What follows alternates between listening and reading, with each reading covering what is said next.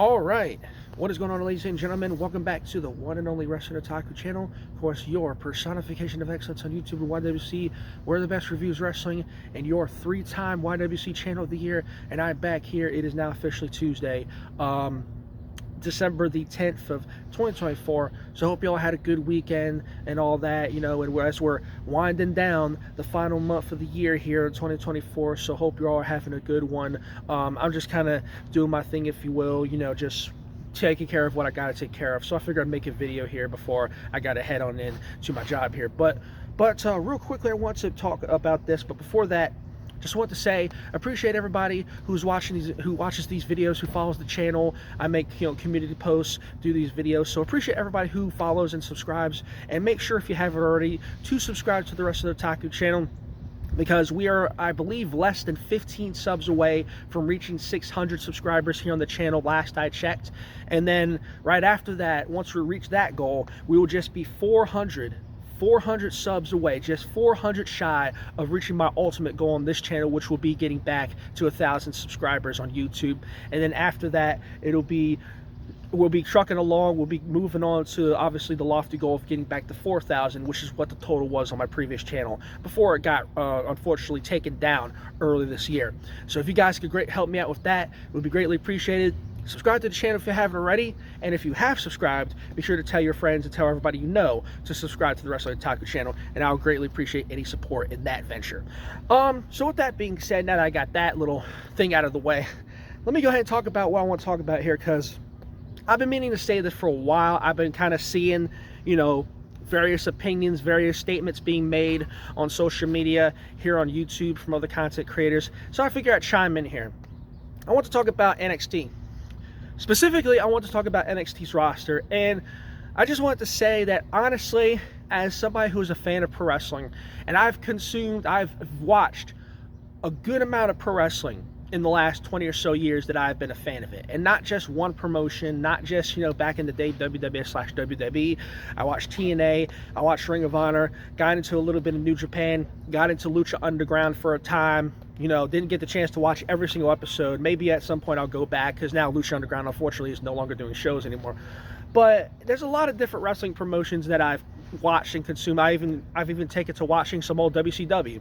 And speaking of WCW, I actually plan on doing a little series, and I'm not going to say it here, but I'll divulge that later on, because in 2025, I did state I was going to get back to I was going to do some more content, and I was going to do some returning content, or, do some videos that I used to do on my old channel, but I'll give more details on that later. But I've been watching some old WCW episodes of Nitro and Thunder recently, just to kind of, see what it was all, like, and so on and so forth. So I watched a lot of wrestling. And at one point, I did watch NXT, and I did follow it. Not from the beginning like some people, but there was a period where I did watch NXT regularly.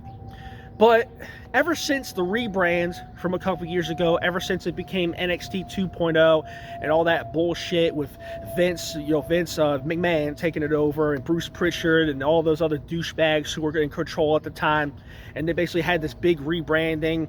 They changed the color scheme. It was basically fucking tie-dye colors. It was like they took fucking a bunch of cans of paint and threw it against the fucking wall and said, yeah, this is our NXT logo. These are the NXT colors now. And it's like, ever since that rebrand, I've not been really all that invested or interested in NXT. It's impossible for me to get into it, because it's not the same products. It's not the same as it was back during the original days of NXT, and even now, now that it's yet another rebrand, supposedly, I find myself, I've tried to tune into some of their shows just to see what it's about. And I just personally really can't get invested in it, because there's really not a whole lot. Now, I'm not saying that necessarily they don't have talent. I'm not saying necessarily that the shows are bad. It's just that I personally just can't get into it. For me, I prefer something like an AEW. I prefer AEW's programming to WWE just in general. That's just my preference. I'm not telling anybody what they should or shouldn't watch, or what they should like. But I'm just telling you from my perspective, I prefer AEW's programming to AEW, or I prefer AEW's programming to WWE and NXT right now. But it seems like recently there's been a lot of chatter from online voices about how great NXT's roster is. Specifically, what a lot of people are talking about is NXT's women's roster. I've been hearing all this stuff about how great NXT's women's roster is. Oh, they got the best collection. Oh my God, they got such a great collection of women's wrestlers, women's talents around the world, and this, that, and the third. Oh my God, NXT's women's roster is so great, and there's such gushing praise, and they're so overly positive, almost nauseatingly so, about NXT's women's roster. And then I saw today earlier, about an hour or two ago, before I, got the idea to make this video, I see that Booker T made a statement online. I'm not sure where this was. I know I saw it online somewhere. I think it was No DQ who reported on it, or who posted about it. And then I think I saw it once or twice, somewhere else. Booker T basically took to social media, or went on an interview or whatever, and he basically stated that NXT's women's roster is the strongest roster, or something to this effect. He basically said NXT's women's division is the strongest roster in pro wrestling today. And I'm thinking to myself, Booker, you've got to be fucking delusional if you honestly think that. Now, I get it, Booker. I get it. You're getting paid by WWE. You work for NXT as a commentator. I fucking get it. All right? You're shilling for WWE because they gave you that fucking paycheck. But if he honestly believes that, he is honestly out of his damn rabbit ass mind. He is fucking delusional. Okay? Let's take a look at NXT's women's roster for a second. Let's just take a look at NXT, like, just in general. Just their roster in general. Men and women. Like I said, it's not necessarily bad. It's just more that there's really nobody, for me anyway, that stands out. There's nobody that really sticks out for me in terms of NXT and what they're doing right now.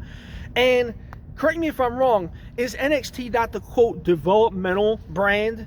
Because everybody has to throw that in. These dipshits on social media just have to throw that in. Every time there's a ratings war, quote unquote, even though there's no war, AEW destroyed NXT in that fucking war. Okay, that's long since passed. That is long since passed.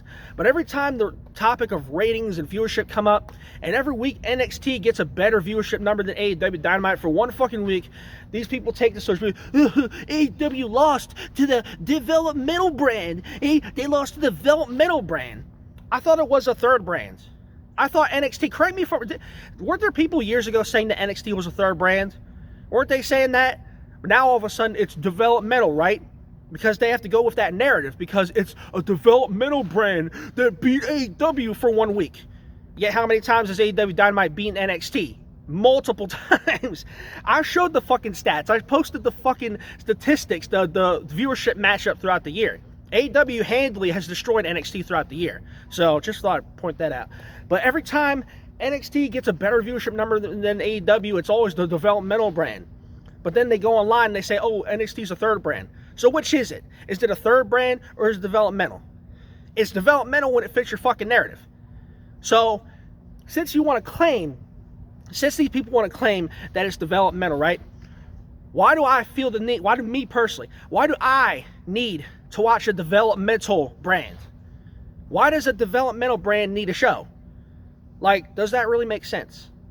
Why do I need to go out of my way to view that on a weekly basis? You know what I'm saying? You know what I'm saying? You guys kind of get where I'm coming from with that. So, but anyway, getting back to my point, I just thought I'd throw that out there. But getting back to my point, these people online and Booker T want to claim that NXT's women's roster is one of the strongest, or the strongest roster in fucking pro wrestling, which is a delusion. It is a lie. All right, I'm sorry. So even just in terms of a women's roster, I don't even think like they're the best. I mean, that's certainly debatable.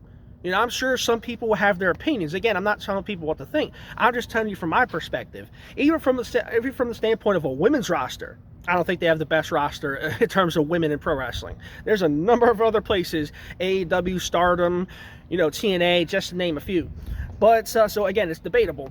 But for Booker T to sit there and say that NXT's women's roster is the strongest roster in pro wrestling is an absolute fucking joke. It's an absolute lie.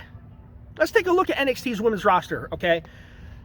You look at NXT's women's roster as a whole. All their women's wrestlers on that roster.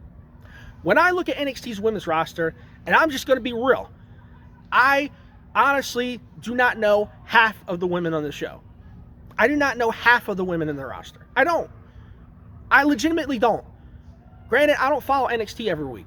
I've tried every now and then periodically to watch some of their stuff just to see what they're about.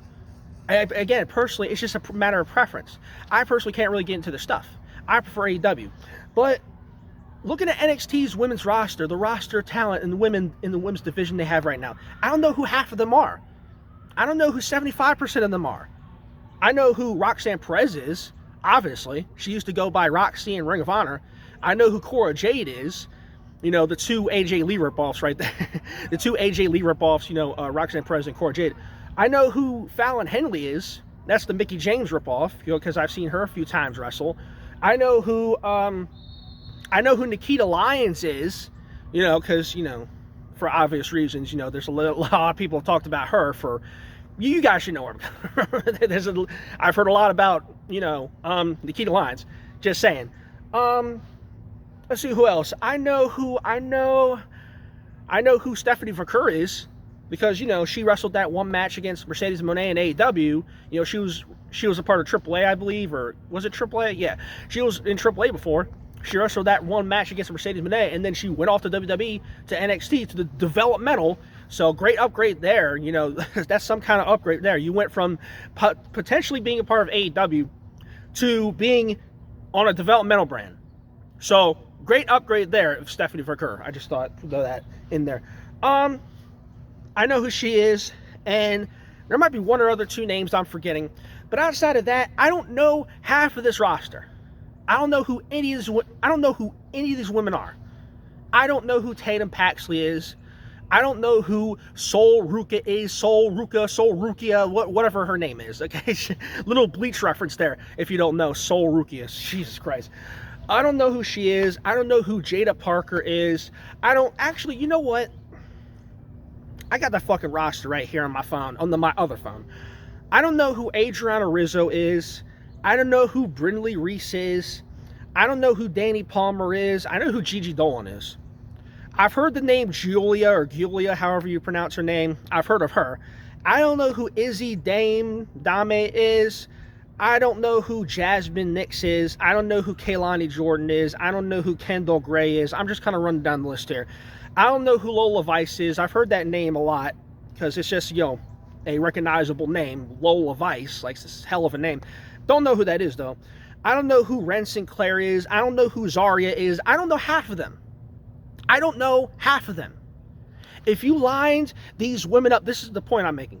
If you lined these women up in a row and you asked me to identify them, I could not. Because a lot of them are very undistinguishable. When I look at NXT's women's roster, I don't see the best women's roster in pro wrestling. I look at the NXT's women's roster, honestly speaking, it's just me, again, my opinion. I look at NXT's women's roster and I see a bunch of blonde bimbos. That's what I see. Not to say there's not talent. Again, Roxanne Perez, Cora Jade. Outside of those two, you look at NXT's women's roster in terms of in terms of what they do in the ring, in terms of from a wrestling standpoint, in terms of talent. There's really not a whole lot that distinguishes them from, say, any other roster in pro wrestling, in women's wrestling in general. You watch a women's match on NXT, and a lot of it is the same stuff. Like, it's just, how can I put this? There's really no uniqueness in the NXT's women's roster. It's really a lot of the same stuff. It's a lot of the same matches, similar moves, similar spots. There's nothing that differentiates one NXT's women's match from another. It's a lot of the same stuff. And people want to glorify and prop it up because, oh my God, NXT has all these women on the show. Oh my God, they feature the women on their show. Okay, great, cool. Doesn't mean I know who they are. That doesn't mean that they're great. That doesn't mean that they're the best women's roster in wrestling. Just because they feature the women on the show doesn't mean that they're good. Doesn't mean that they're great. Like I said, I don't think they're necessarily bad or terrible. It's just that there's nothing unique. There's no uniqueness to the NXT women's roster. And their matches, most of them are very one-dimensional, very bland. Right? That's just where I'm coming from. Very bland. A lot of very bland matches in NXT in terms of their women's wrestling, in terms of wrestling in the women's division. So I don't really get what the big deal is. People want to sit here and talk about, oh, AEW doesn't feature the women on the show and blah, blah, blah. That fucking political correctness, the fucking however you want to put it. You want to call it woke, call it fucking woke, I don't care. But honestly, looking at say AEW, for example, a lot of people complain that they don't feature the women, which I think part of that is true. I do wish that they would get back to having more women's matches on a regular basis, featuring someone, because they got some good talents. The AEW's got a good women's roster now. They have some good talents there. It's just a lot of them aren't being featured regularly. I think they should, excuse me, and this is a little bit of a criticism, and oh my god, Wrestling Otaku has a criticism of AEW, holy shit, stop the presses. But no, I honestly do think AEW should have more of a focus on the women's talents in on their shows and on their roster in terms of their weekly shows. Like on Dynamite, Collision, I think they should feature the women more because they got a lot of good women's talents. A lot of them. It's just they're not being featured regularly. They'll have 1, sometimes 2 women's matches. You could have 3. You could have women's segments featuring the women. Like, for example, what they're doing with Julia Hart. Julia Hart's, making these return vignettes and so on and so forth. You got this tournament, this mini tournament, this mini women's international Wrestle Dynasty tournament to determine who's going to represent AEW going into Wrestle Dynasty on January 5th next year. They got that going on. You got what was her name? Oh my god, how could I freaking damn it. The fucking name is I can't think of it right now. I know who it is, but god, I hate when I do that. Fucking Jamie Hayter.